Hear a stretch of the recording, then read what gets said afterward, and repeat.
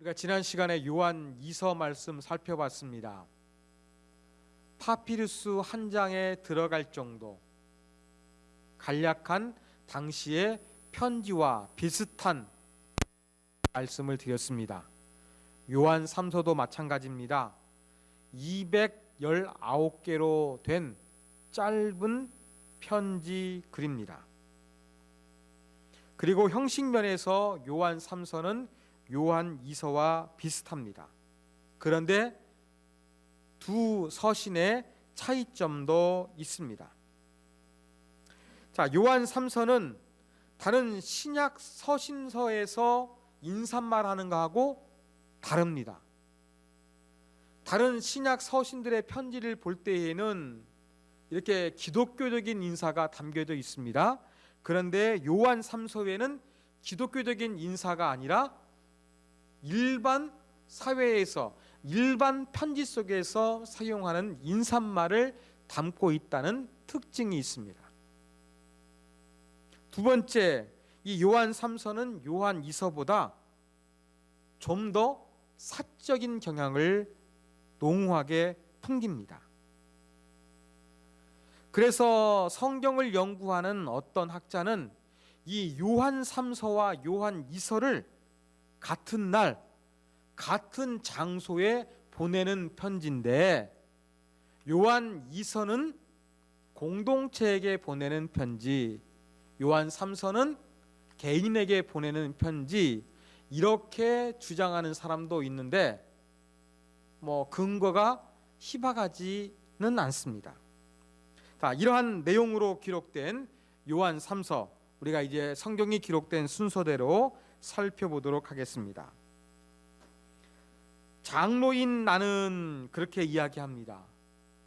여러분, 편지를 쓸 때에는 누가 편지를 보내는지 이름을 밝혀야 그 당시에 글을 모르는 많은 사람들이 있었고, 또 편지가 복사본이 여러 개 없었기 때문에 그냥 이름을 기록해 분명히 알 수가 있는데 자기를 장로라는 직분만 밝히고 있지 누구인지 이름을 밝히지 아니하는 특징을 보여줍니다.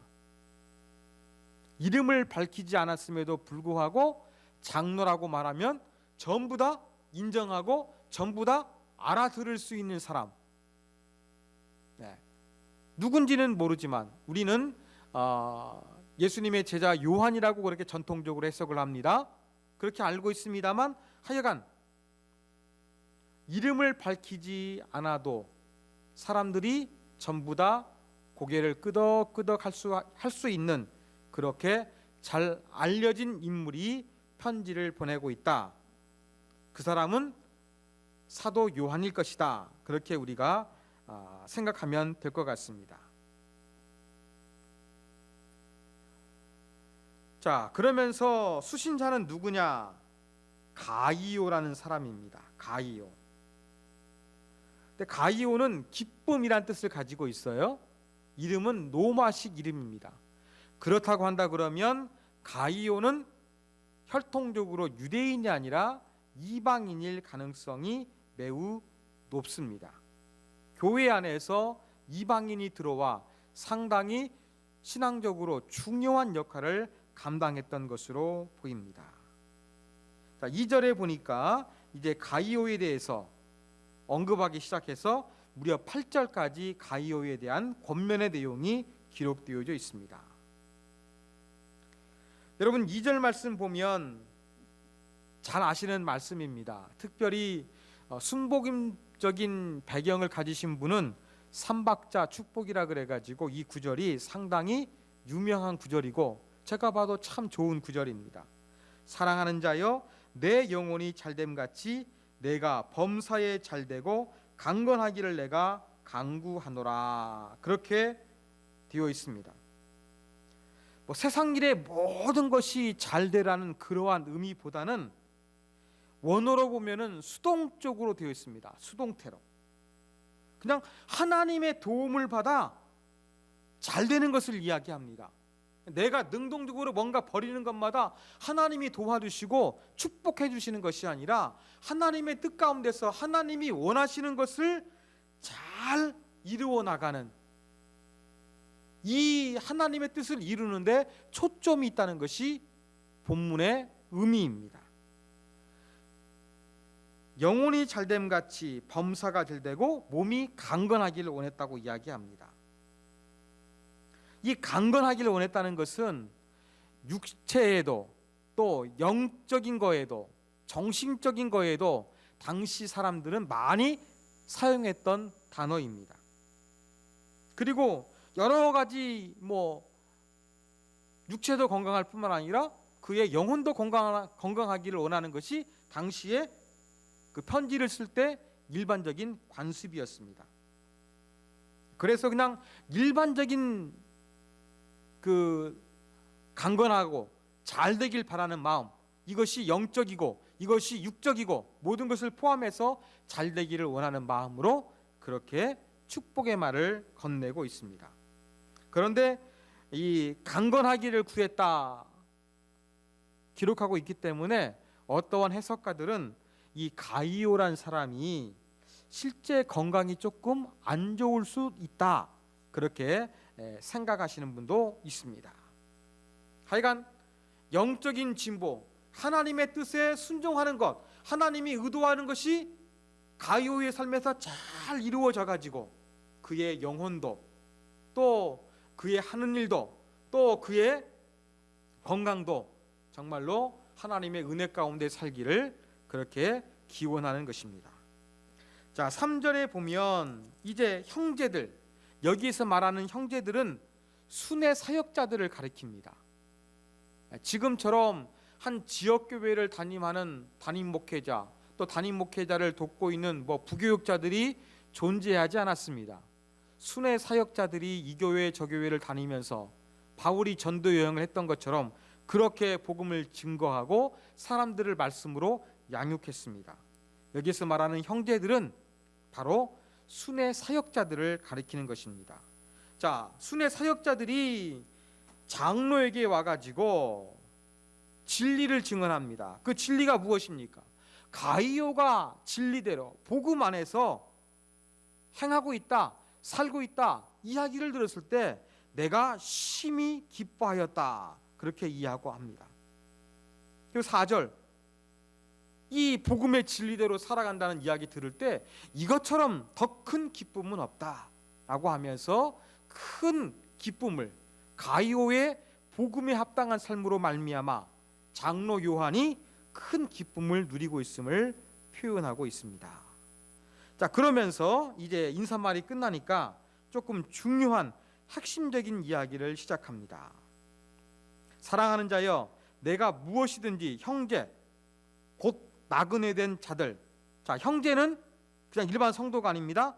나그네 된 자들, 순회 사역자들입니다. 순회 사역자들은 이곳저곳으로 옮겨 다녔기 때문에 나그네라고 표현하고 있는 것입니다.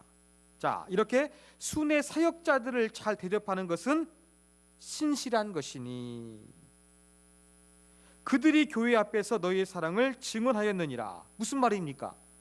가이오라는 사람이 순회 사역자들을 잘 환대하고 영접했다는 것을 사람들을 통해서 내가 듣게 되었다, 이것을 지금 말하고 있는 것입니다. 그러면서 6절 후반부에 보면 내가 하나님께 그들을 전송하면 좋으리로다, 그렇게 말씀하고 있어요. 지금 가이오가 순회 사역자들을 잘 환대하고 있어요.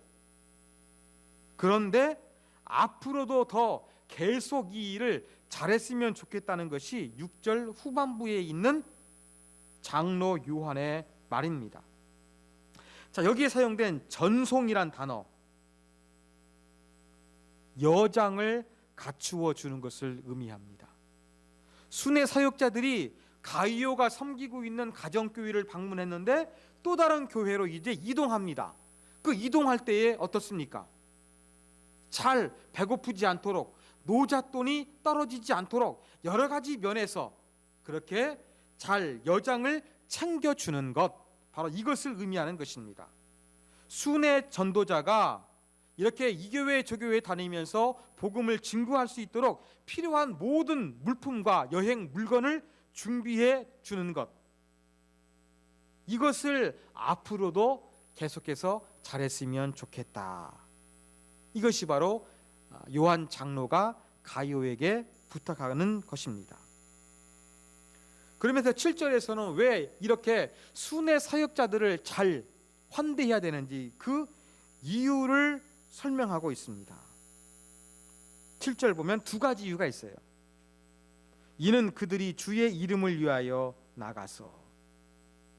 자, 순회 사역자들이 무엇을 위해서 고생하고 무엇을 위해 수고하고 있습니까? 주의 이름을 위하여.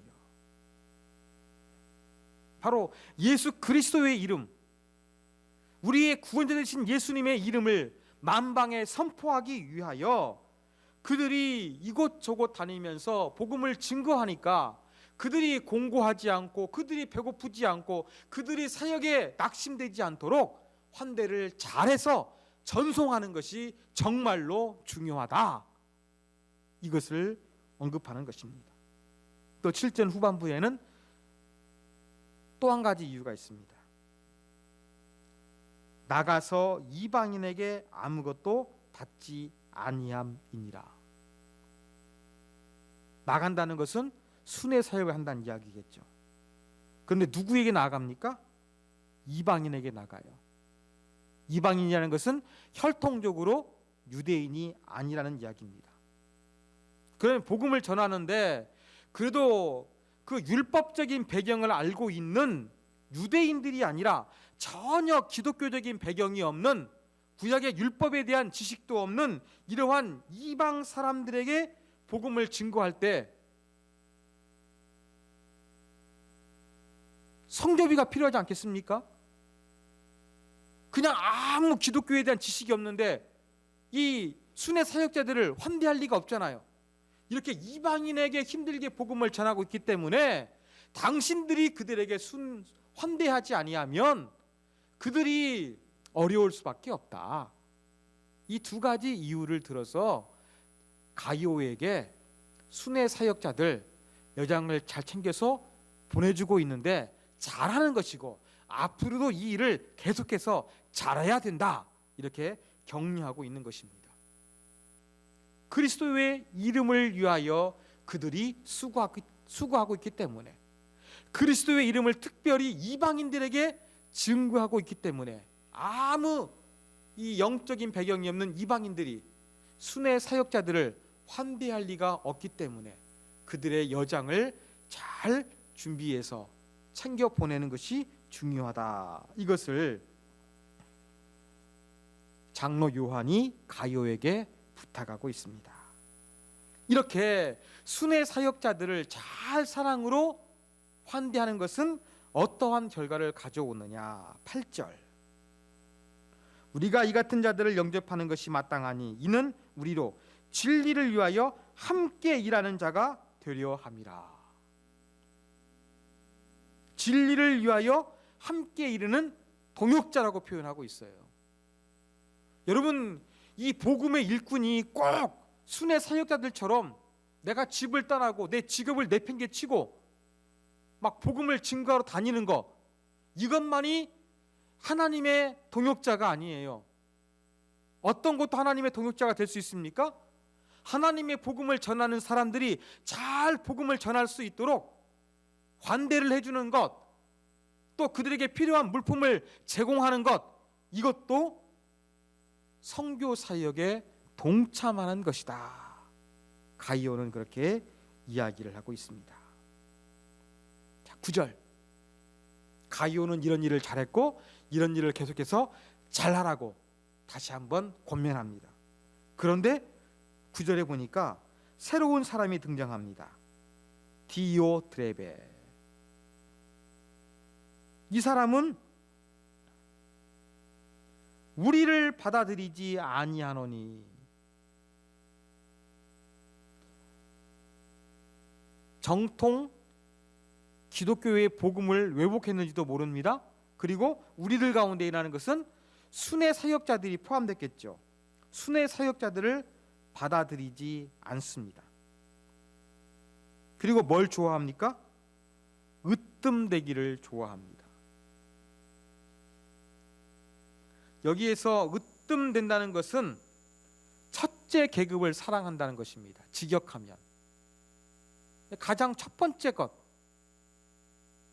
맨 앞에 이름이 나오는 거, 제일 먼저 사람들이 나를 불러주고 챙겨주는 거, 바로 이러한 것들을 디오드레베가 좋아했다는 것입니다.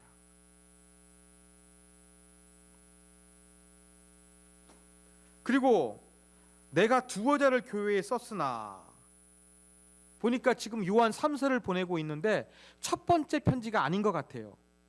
먼저 여러 가지 이렇게 디오드레베가 문제가 있든지 아니면 다른 문제가 있어서 이 디오드레베에게 가이오가 아니라 이 디오드레베에게 직접 요한 장로가 편지를 보냈던 것으로 보입니다. 몇 차례 편지를 써가지고 디오드레베를 권면했는데 받아들이지 않는 거예요. 여전히 자기가 첫 번째 되는 것을 좋아하고 순회 사역자들을 환대하지를 않습니다. 그러니까 10절, 그러므로 내가 가면 그 행한 일을 잊지 아니하리라. 반드시 이 문제는 내가 방문하면 짚고 넘어가겠다고 이야기합니다. 그러면서 이 디오드레베의 문제점 크게 세 가지를 언급합니다. 악한 말로 우리를 비방하고, 악한 말은 이 그리스 성경에서 복수 형태로 되어 있습니다. 그러니까 요한 장로나 순회 사역자들에 대해서 비방하는 말을 한 번 한 것이 아니라 지속적으로 반복적으로 계속 나쁜 말을 했다는 것입니다. 악한 말을 했다는 것입니다. 두 번째, 오히려 부족하여 형제들을 받아들이지 아니하고, 형제들, 순회 사역자들 말씀드렸죠? 예, 순회 사역자들을 환대치 아니했습니다. 세 번째 문제, 그리고 순회 사역자들을 받아들이고자 하는 자를 금하여 심지어 교회에서 내쫓아냈습니다. 자기가 순회 사역자들을 환대하지 않았을 뿐만 아니라 공동체 안에서 순회 사역자들을 사랑으로 잘 대접하려고 하는 사람들까지 하지마, 그러면 안 돼, 내 말 들어 라고 하면서 금지시키고, 자기 말 듣지 않으면 교회 나오지 마 라고 하면서 이 공동체 안에서 쫓아내었다는 이야기입니다. 그러면서 11절, 사랑하는 자여 악한 것을 본받지 말로 선한 것을 본받으라. 여기서 악하고 선한 것은요, 윤리적인 것이 아니에요. 복음 사역에서 정말로 하나님이 기뻐하시는 일, 이게 선한 일이고, 복음을 방해하는 것, 이것이 바로 악한 일인 것입니다. 악을 행하는 자는 하나님을 배웁지 못하였느니라. 복음 사역을 반대하는 자는 어쩌면 진실로 하나님을 만나지 못한 사람이다, 그럴지도 모른다, 이것을 강조하고 있습니다. 그러면서 12절, 또 다른 사람 데메드리오를 언급합니다. 이 사람도 증거를 받았대요. 어떤 증거겠습니까? 이 사람도 환대를 잘했다는 이야기입니다. 가이오에게 순회 사역자들을 잘 그렇게 환대해줘라, 여장을 챙겨줘라, 이렇게 이야기하고 있습니다. 반대편에 있는 사람 디오드레베 이야기를 했습니다. 가이오가 잘해야 될 이유가 무엇입니까? 정말 하나님 만난 사람이면 순회 사역자들을 잘 섬기는 것입니다. 그리고 이 일에 본을 보이는 사람이 있는데 그 사람이 누구냐? 데메드리오가 지금 현재 이 일을 너무나 잘하고 있다. 당신만 하는 것이 아니라 데메드리오가 잘하고 있기 때문에 가이오, 당신도 이 일을 지속적으로 잘했으면 좋겠어 라는 의미에서 12절을 언급하고 있는 것입니다. 13절, 쓸 것이 많지만 먹과 북, 즉 편지로 쓰지를 원치 아니하고 빨리 가급적이면 만나서 여기에 대해서 대화하기를 원한다. 그리고 15절, 이제 인사말, 평강을 기원하는 인사말로 끝이 나고 있습니다. 자, 이를 통한 교훈점 세 가지 살펴보겠습니다. 첫 번째, 여러분, 나도 으뜸이 되고자 하는 사람이 되지 않도록 주의했으면 좋겠습니다. 디오드레베는 으뜸이 되기를 좋아했어요. 정치적인 지도자가 되려고 했는지, 자기의 영향력을 극대화하려고 했는지, 잘못된 가르침으로 이 신천지처럼 살옮기기 작전을 했는지 모릅니다. 한 가지 분명한 것은 자기가 모든 것을 좌지우지하는 그러한 사람이 되기를 원했다는 것입니다.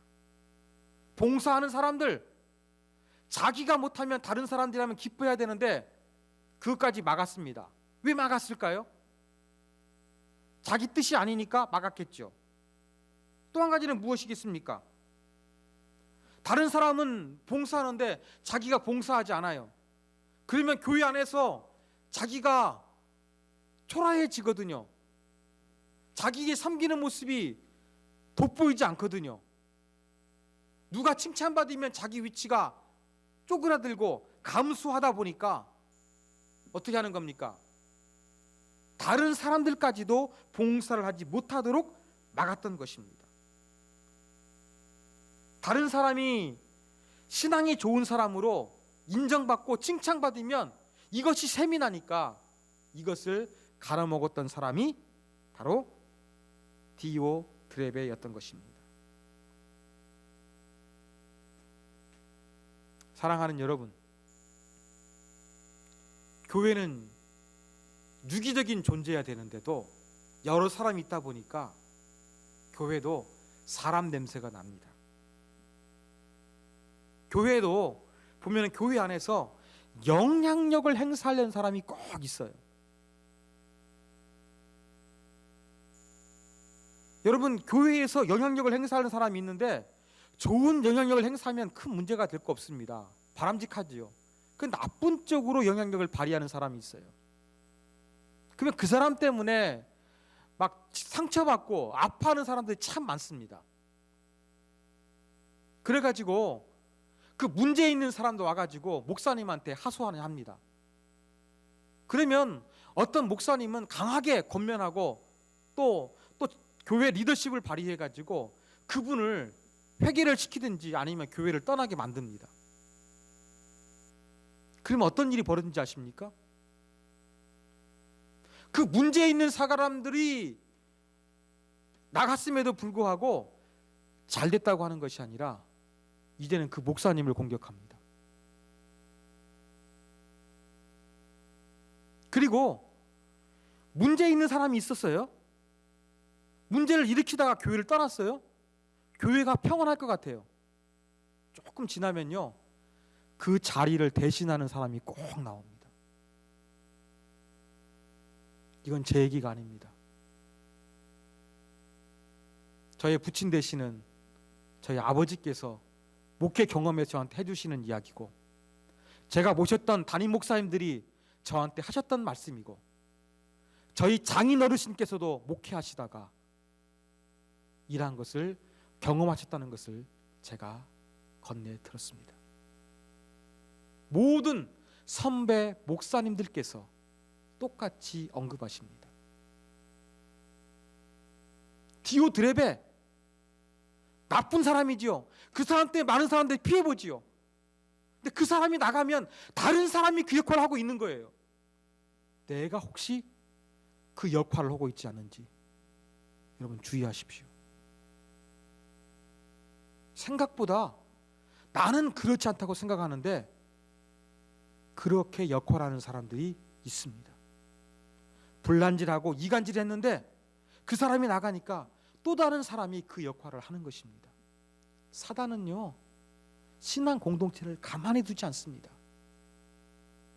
교회를 문란하고 어지럽혔던 사람이 나가면 또 다른 사람을 세워가지고 그 역할을 하게 만듭니다. 디오드레베와 같은 사람, 내가 될 수도 있다 라는 걸 생각하면서 여러분, 내가 혹시 영향력을 발휘하고 있지 않나, 이 교회에서 내가 중요한 사람이라고 교만한 마음으로 갖고 있지 않나 생각하셨으면 좋겠습니다. 겸허한 마음으로 낮은 자세로 예수님처럼 끝까지 교회를 섬기는 아름다운 우리 모두가 되어야 할 것입니다. 이것이 바로 첫 번째 교훈입니다. 두 번째, 우리는 가이오처럼 기쁨을 주는 신자가 되어야 됩니다. 여러분, 가이오에게 편지하면서 요한 장로가 뭐라고 이야기했습니까? 3절 마지막에 보면은 내가 심히 기뻐하노라, 다른 말로 하면 내가 크게 기뻐한다 그랬습니다. 그리고 4절에 보면은 내 자녀들이 진리 안에서 행한다함을 듣는 것보다 더 기쁜 일이 없도다. 최상급의 기쁨이란 이야기는 한 것입니다. 이 진리 안에서 하나님 말씀대로 살아가는 삶을 볼 때 그것처럼 큰 기쁨이 없는 거예요. 이 기쁨을 누가 줬다고요? 가이오가 요한 장로에게 주었습니다. 사랑하는 여러분, 정말로 하나님 사람들에게 큰 기쁨을 주는 사람이 되셨으면 좋겠습니다. 디오드레베처럼 편가르기 하고 너 누구 편이야? 내 말 들을래 안 들을래? 내 말 안 들으면 교회에서 나가! 쫓아내버리고 미워하고 왕따시키고 이러지 아니하고 이 성도들에게 목회자가 볼 때 하나님 보시기에 큰 기쁨을 주는 그러한 성도가 되십시오. 이것이 바로 우리가 얻을 수 있는 두 번째 교훈입니다. 자, 마지막 세 번째 교훈입니다. 나는 누구의 동역자인가를 생각해 보시기 바랍니다. 오늘 본문을 통해서.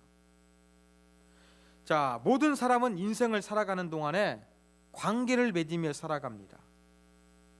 그리고 하나님께서 맡겨주신 사명을 감당할 때에도 나 혼자 하는 것이 아니라 함께 역할 분담도 하고 때로는 힘을 합쳐가지고 동역자로 살아갈 수밖에 없습니다.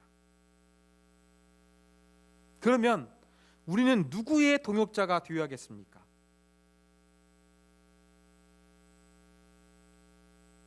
가이오는 순회 사역자들에게 환대를 함으로 말미암아 복음의 동역자가 되었습니다. 함께 진리의 일꾼이 되었습니다. 그런데 디오드레베 편에서 그를 따르며 문제를 야기시키는 사람들도 있었습니다.